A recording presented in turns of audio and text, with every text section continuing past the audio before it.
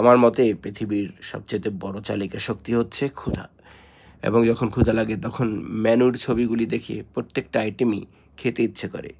But anyway, সব তো আর খাওয়া যাবে না, কিছু চয়েস করতে হবে।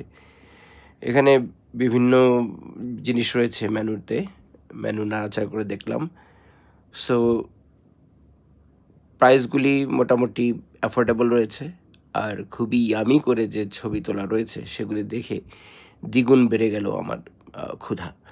সো এটা আমার মনে হয় আমাদের সবারই হয়ে যায় এভাবে।